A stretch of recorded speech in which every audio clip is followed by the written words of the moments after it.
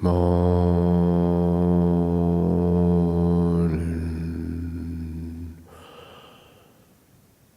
Good morning.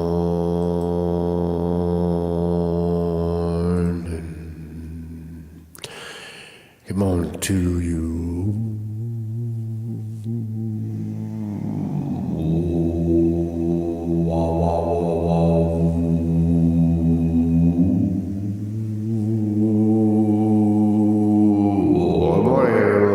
Good morning, everybody. Welcome to the program. Welcome, everybody.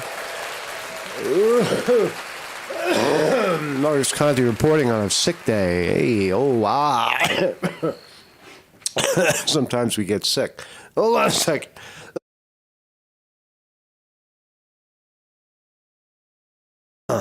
Oh man, I was going to try not to cough in your face, but I guess I couldn't resist.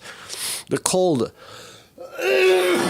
Wow, that hurts. Hold on a second. I thought I got it all out, but I guess not. But I'm here anyway. How are you, man? I hope you don't have the flu. Marcus Conte reporting with full-blown flu, maybe COVID. I don't know. It's going around. I think the problem is that when you're around other people. I remember the hermit. There's a hermit. You remember the hermit from Maine? The guy, they found him up there 26 years. He was living outside in Maine all year round in these freezing temperatures and such. And he never got sick, he said, until they captured him and brought him around people. And he was sick constantly from other people. So whenever you're around people, that's where you'll get... that's where your possibility of getting sick. But it's cold now, you know. It's fucking really cold here in the northeast of Pennsylvania. All the lakes are frozen. It's been freezing. It's been under 25 degrees for like almost 2 weeks now. And so what are we going to talk about today? The big mystery. The big mystery is when, I guess, public enemies meet and then...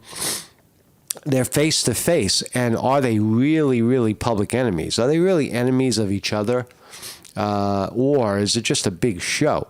So at the Jimmy Carter funeral, all the American royalty showed up. Everybody, all the living presidents and vice presidents were there. Even fucking Dan Quayle was there to see Jimmy Carter off to the great abyss, to the great unknown, to death, to the other side. Dan Quayle was there. Al Gore, Hillary and Bill were there. Laura and Lara Bush and George were there. Young George and Obama and Trump. They were all there, but what the fuck did they talk about, right? There's a lot of speculation as to what was said at such a high event. We do know that the pleasantries that Obama and Trump exchanged were real. We saw Obama. We see Trump talking, whispering in Obama's ear, and getting Obama to laugh. Trump's a funny guy. It'd be hard to sit next to Trump and not laugh, you know. In a good way. I don't mean that like oh, he's laughable. I mean, Trump is a funny man. Trump has a tremendous sense of humor, and he can get you laughing, and that's a quality, by the way. That's not it's not something that should be that should not be something bad. People say, oh, fucking Trump, he's laughable. Everybody's laughing at him. No. Trump is funny. So look at that story. And thank you, everybody, for joining me and hanging in there through this cold weather and kind of a shifting gears for Marcus Conte, the reporter here. Shifting gears. I got a lot of things that I'm doing right now, and you're going to find out about them very, very soon. I guarantee you're going to find out about it. And I'm not ready to pull out the bullhorn yet, but I will. And when I do, it's going to be fun and interesting, and a massive, shift in consciousness has occurred. That's my optimism for the year, and I hope you have optimism as well. You got to follow your dreams. You got to follow the muse. in this life, and I'll never stop talking about the news. I'll never stop spinning the news. This is the bread and butter, or the essence of news reporting. The essence of media is to stay on top of media, to look at stories and say, well, this is important and this isn't important. I'm going to talk about the important one. And while most people are talking about the unimportant ones, the important ones slip under the radar. And that's the job of the journalist, to get out there and show it to you. Zutsu Kuda points out that Michelle Obama was absent. Yeah, she was definitely absent from the funeral. Obama was sitting there by himself. We'll see the videos. Michelle Obama has been vocally opposed to Trump, calling him nothing short of a racist and a fucking tyrant. And the inauguration is coming up. Obama says he's going to be there. Trump's inauguration in another week is Trump's inauguration, and I forgot what I was going to say, man. The fucking flu is like right here. I don't have a fever or anything. Hold on, I got to cough one more time. Got to shake it out, you know. Good morning, everybody. Weevil Girl in the house. Cass Philly Camden. Thomas Robinson, how are you, man? Weevil Girl in the house. Zoot Cooter. William R. Hall, my brother from Syracuse, New York, knows what cold means.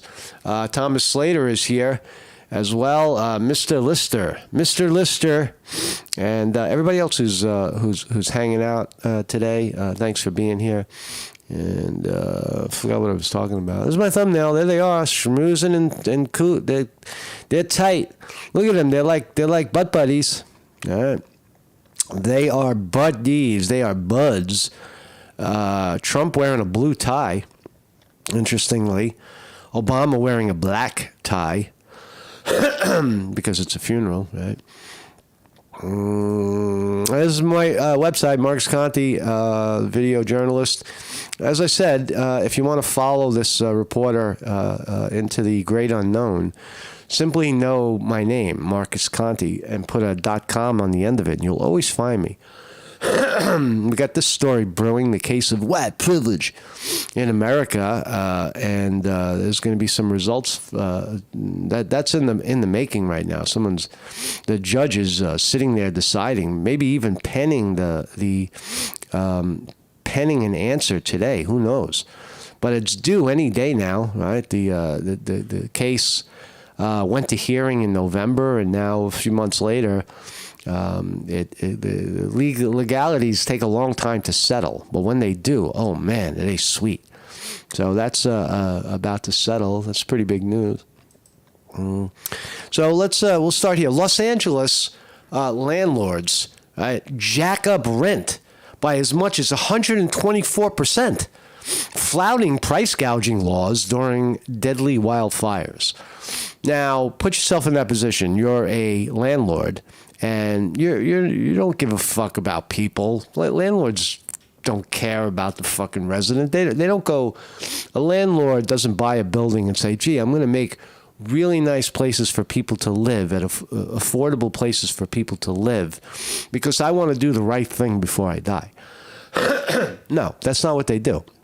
They look at the building and they say, if I put down $1 million, I can make $2 million. And that's what I'm going to do. Right? It's all about the money. But especially in places like California and New York, there are price gouging laws. There are caps on how much landlords can charge. And in California, while the whole place is burning to the fucking ground, some landlords are jacking up the rent as much as 124%. Now, that breaks every kind of law. It's very, very fucking underhanded. And but there's no penalty. See, these rich people can steal all they want. They could steal 124% of your money, by breaking the law, because that's just the way it is, man. Hey, look, this is business. We'll go live somewhere else. Your house just got fucking burned. Your house is up in smoke. And if you want to live somewhere in California, you're going to pay me 124% more to live there. So landlords in fire-raged Los Angeles have jacked up rents. The legal limit is 10% in the state of an emergency. You could say, all right, well, the rent is $1,000 and now it's $1,100. You can do that, but you can't go $1,000 and say 124%, $2,400. You can't do that.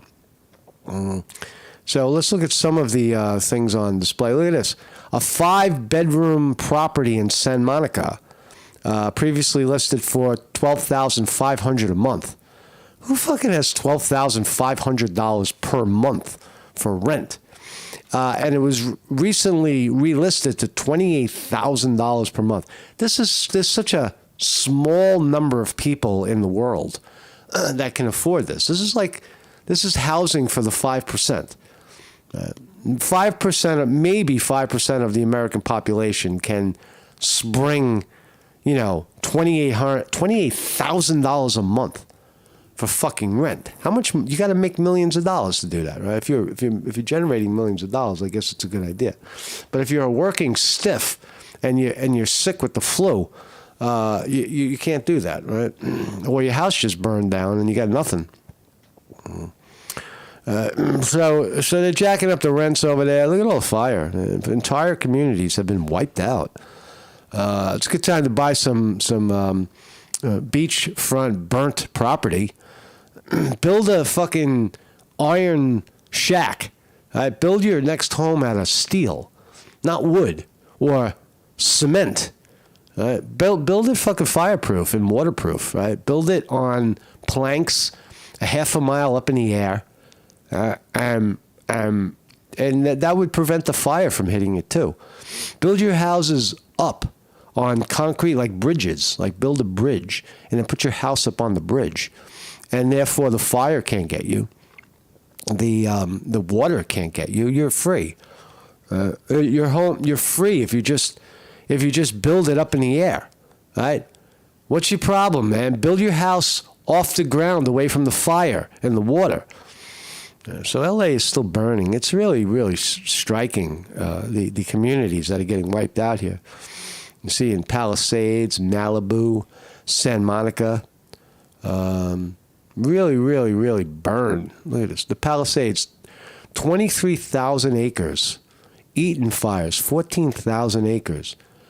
Hearst Fire, 800 acres. A lot of burn. More scenes from that, but some ravaging. Ooh, good luck finding your shit under all that pile of shit. This is there might be some valuables stuck under there. People will go back and try to dig up the safe, the fireproof safe that's under the ground, I would suspect. And good luck finding it. You got to move a lot of crap, man. To get to it. And what else we got here? So let's start here. So landlords in LA are stealing from the people. And look at this, Capital One. We've always known that the banks are not very honest.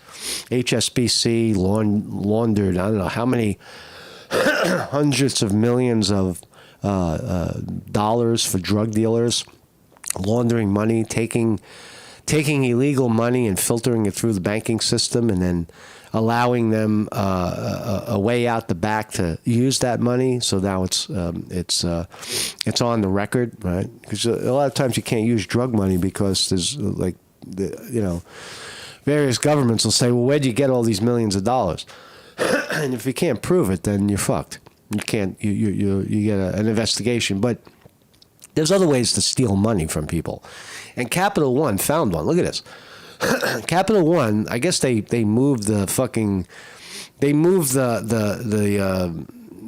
dot, right, a little to the left, right? They moved the thing that counts the numbers, right? And they stole $2 billion in interest payments. $2 billion, right? So they got all these customers and they rip off everyone for just a little bit. And it adds up. If they steal a couple of dollars from everybody because they switched some rule, some jerk off in the corner office says, "Oh yeah, I'll figure out a way to save money," and the way they do that is they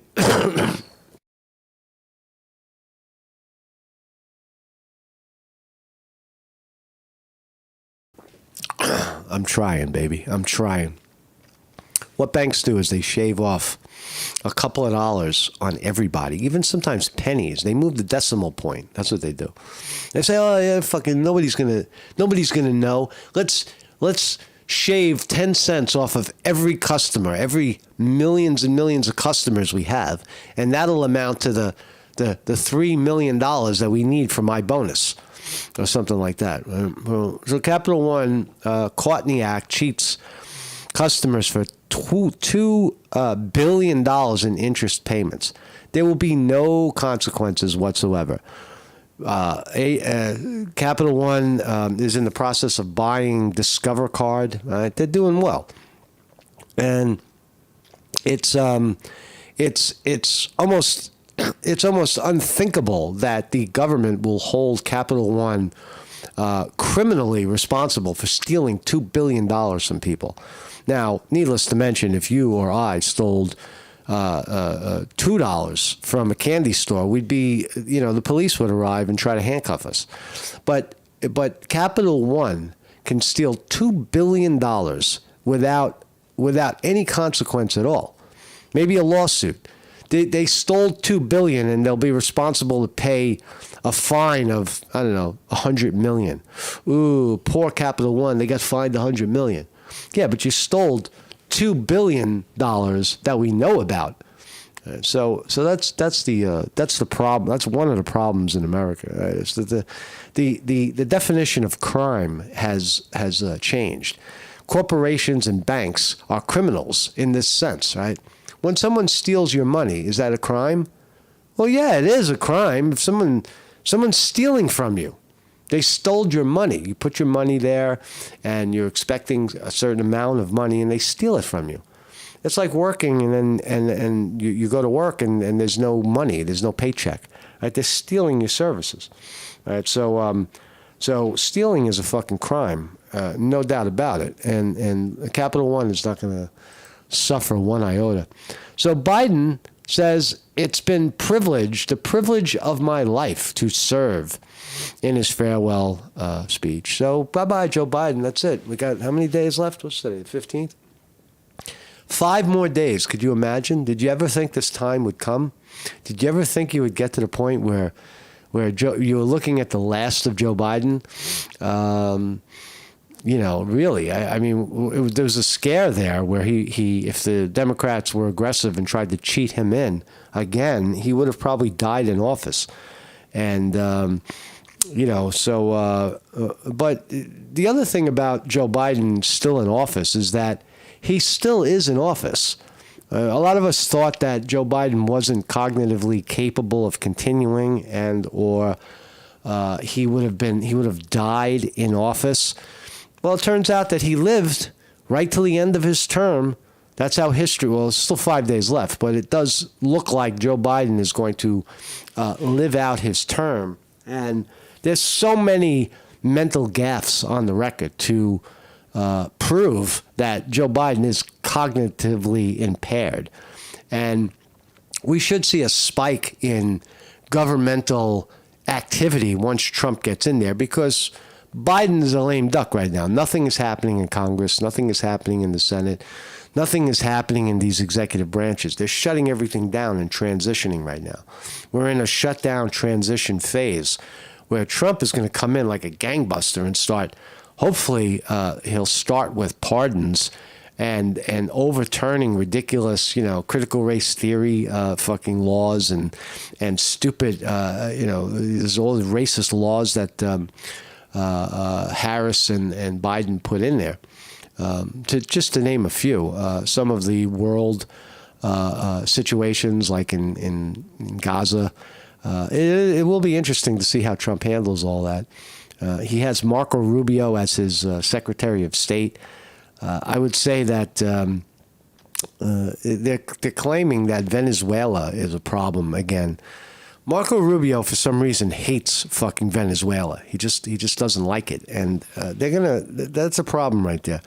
Maduro in Venezuela, the leader of Maduro, has always been, it's don't bother me and I won't bother you. Stop calling us socialists. Stop calling us communists. Stop calling us fucking, horrible people, horrible government to our people, because there's no evidence really that is the case. It's just the way things are in Venezuela. If you don't like it, leave. But that's Trump's. They got a lot of oil under their feet, and Maduro many years ago told all of the big oil companies to get the fuck out of Venezuela. And this is our oil. This is the people of Venezuela's oil, Maduro said. And he holds to that. And that's why most governments hate him. But Marco Rubio definitely has an axe to grind with Maduro. And you might see some bombs fly or a lot of friction there, right? For no reason whatsoever. If Trump's going to start a conflict, it's going to be there, because I guess it's militarily safe, because there's no real threat in that area from anybody else but us. We're the only ones in the fucking area with big bombs and capabilities like that. So here's Joe Biden saying goodbye. I'm saying goodbye. Biden is doing everything possible. That's Trump saying it. So what did he say anyway? History is in your hands. The power is in your hands. The idea of America lies in your hands, says Joe Biden. We just have to keep the faith and remember who we are.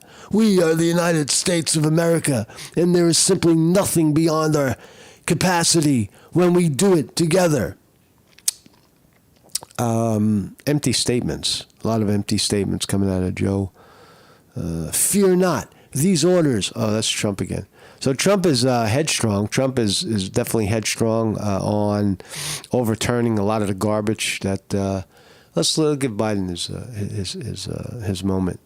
4 years ago, we stood in a winter of peril and a winter of possibilities. We were in the grip of the worst pandemic in a century, the worst economic crises since the Great Depression.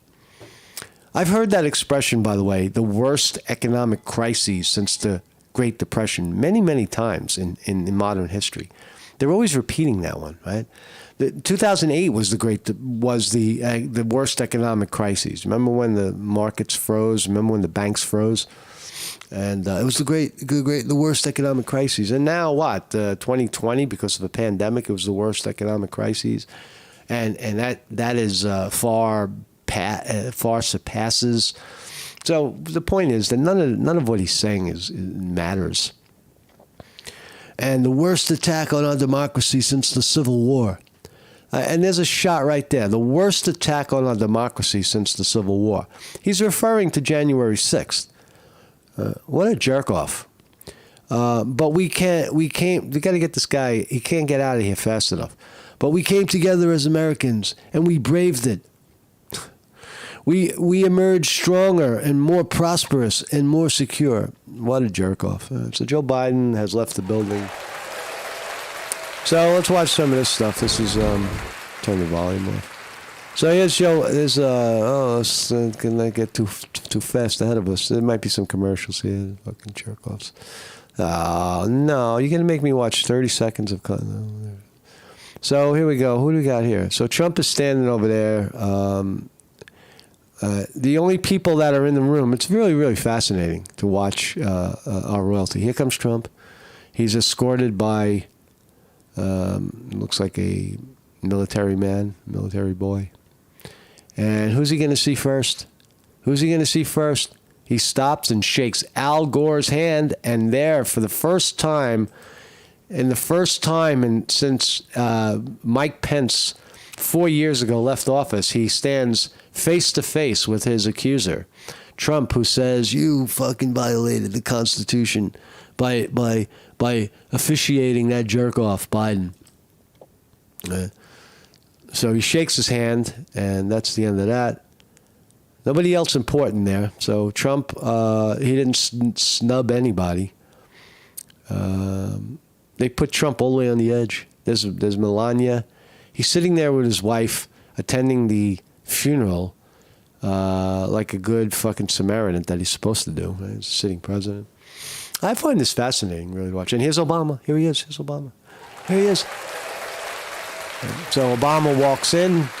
Solo, he's chatting it up with some fucking clergy lady, and the military guy is saying, this way, Mr. Obama. And who does he go to first? There's the president of the United States, Donald Trump, and he reaches for first Pence and then shakes Al Gore's hand. He shakes Al Gore. He probably hasn't seen Al Gore in a long time, right? And that, you know who that is? Can anybody tell me who that is right there? That right there is fucking Dan Quayle. And you say, well, who is Dan Quayle? Dan Quayle was George Bush Jr.'s VP. So you got all the VPs there. You got Dan Quayle, the living ones. Dan Quayle, Al Gore, and Al Gore was Bill Clinton's VP, and Mike Pence. No Joe Biden, because Joe Biden's the sitting president. Joe Biden was Obama's VP. He's not there. And what else we got? Look, he doesn't. He doesn't say anything to Trump. He just sits down. He gives him the elbow. He unbuttons his coat. Has not acknowledged Trump yet. And now he gives him that little look, like, "Hey, fuck you, man. I'm not shaking your hand on this camera." Right? And there they go. Right. This is the conversation that everybody wants to know what was said. Right. There's Trump. You can't sit next to Trump without engaging. He's not going to let you do that. Trump is not the kind of guy, even if he hates your fucking guts and thinks you're a terrorist and a racist, he's not going to sit there and let you get away with that. Right? You know, I'm the fucking incoming president, man. Right? So there's no sound here, by the way. It's just garbage music. It's religious music being played. And what are they talking about? What the fuck are they talking about? And here comes George Bush Jr. Obama on his feet. It does say something about the relationships these people have and our view of them. Right? We think of George Bush as the Iraq terrorist. He killed Saddam Hussein and lied to the American people about weapons of mass destruction. Also did, I guess, a couple of good things while he was in office that I can't really remember any of them. And there he is talking to his former vice president, Dan Quayle. Probably hasn't seen him in a lifetime. But look at Trump. Look at Trump and Obama. Yeah, and now you gotta hold your breath for a second. Here comes Bill and Hillary. Who's going to be the next one to die? Let's do that. Who do you think in this pile is going to die next? Not because they're the oldest, but who's going to die next? I think if I had to roll the dice on this one to say who would die next, I think I would have to go with Bill Clinton. Not because he's the oldest. It's just I think he's the most frail. He clearly looks frailer. Mike Pence looks like he's got a lot of life left. George Bush is fucking high as a kite, probably. Yeah, man. George Bush is the smartest of all of them because he stays the fuck out of the mainstream. But look at Obama. There they are. There's Obama and Trump laughing it up, goofing it up. There was one clip right here that says, let's see, some bunch of lip readers. Let's see. According to lip reader Jeremy Freeman, Obama says to Trump, "I can't talk. We have to find a quiet place. This is a matter of importance, and we need to do this outside so that we can deal with it, certainly today." Is that really what he said? Says one lip reader. At one point, Trump says, "I've pulled out of that. It's the conditions." Can you imagine that? It's unclear what Trump is referring to. Nobody knows what they're referring to, right? Well, who are they referring to, right? Those are just opinions, by the way. And there they are, right? There's a lot of words being spoken. There's Bill. There's Hillary. Trump and Obama still yakking away. That's former president and William R. Hall reports that gasoline in Venezuela is 13 cents a gallon. Yeah, it's cheaper than water. Right? It's cheaper than water if you're from Venezuela. And that's why they want to blow it up. They want to take that oil and bring it into the international OPEC system, where they can start charging, the usual fucking $1.10 a gallon or whatever it is, whatever the discount rate is that they get it for. So that's really all it is. Is there anything more? There's fucking, there they are sitting there. It's Kamala Harris. Who cares? She'll be gone 5 more days. You won't have to look at her ugly face anymore. She's out. And Mr. Man over here, he's gone. These people, you'll never see them again. You'll see her sitting in the back row, I guess, with Dan Quayle. She'll take the seat with Dan Quayle.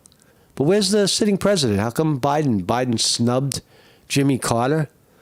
Biden didn't show up for Jimmy Carter's death? That's fucked up. Did he? No, he's not there. He never showed up. No Joe. No show Joe. Yo. No show Joe. Yo. What else can we find? Fucking. All right, there goes Jimmy Carter. Bye-bye. We love you, Jimmy. We love you, Jimmy Carter. Thank you for for your life. Thank you for your service. Thank you for today's entertainment. And get a great entertainment out of seeing who shows up at a very, very respected man's funeral. And so there you go, man. So that's all I got. That's really all I got. I'm gonna kill it there, man. So let's talk about the markets. We can do that. Trump stock. Oh my God, Trump is running. Why is Trump stock up $41? I told you to buy it when it was $16. Now it's $41.70, up 5.5% today. Not bad. What else is going on? Dow Jones Industrial Average is, let's start with the NASDAQ. NASDAQ up bigly. NASDAQ is up 327 points. And what's leading that charge? Looks like Amazon, they're all up. Meta's up. Apple, Amazon, Google, NVIDIA, all up. Microsoft up.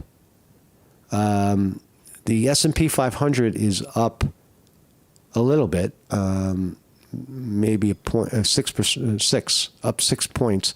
What about the Dow? What's the Dow? Dow Jones Industrial Average up 622 points this morning.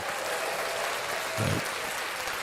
So a lot of positivity in the stock market right there. But look at Trump's stock go. Look at it go. It's going up. It's going up. It was 42 a minute ago. Now it's 41.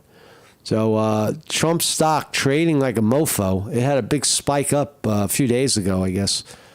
I don't know what the story is. It was 35 and it went to 43. And back down to 38. Now we're moving back up to the top. So it does look like, let's look at the 6 month on that one. I'm looking at Donald J. Trump stock. That I don't know. I can't see how. See, this is when they thought he was going to lose in the election. See how it went down? And then the everything turned and it doubled. So we're on an upward trajectory. I can't see how it goes down with Elon Musk in the pocket, Donald Trump in the White House. That shit is going to continue to go up, up, up, up, up, up, up. So thank you all for joining me. Mark Conte reporting on this day of the flu. You can hear it, boy. If it's getting you, the flu, or it hasn't gotten you yet, it's not so severe, really. There's a heaping cough to it. A lot of phlegm, like a lot of chest. This latest cold. It's not deadly, right? It's not fucking deadly. Don't let people think, oh, you got COVID, you're gonna die. Now, if you're strong and you're fast and you eat well and you take care of yourself, no flu is gonna get you unless it was manufactured in a laboratory to get you and kill you, which still isn't off the table in this modern age of biological warfare. Was the pandemic virus man-made? I don't know. 5 years later, it does seem that was the case. It doesn't seem possible that the virus of yesterday was natural. It does seem that it was somehow manufactured by man, and how it slipped out, nobody really knows. Was it slipped out on the tip of a bullet? Some other weapon, or was it, did it, I don't know, it slipped out accidentally. It slipped out the lab accidentally. Nobody knows. Nobody knows for sure any of these things at all. Right? We don't know anything. We don't know anything. We think we know everything. I think I know everything about what I just talked about, but in reality, I don't know anything. I'm just babbling. This is just discursive thinking and talk and chit-chat to fill up a fucking half hour.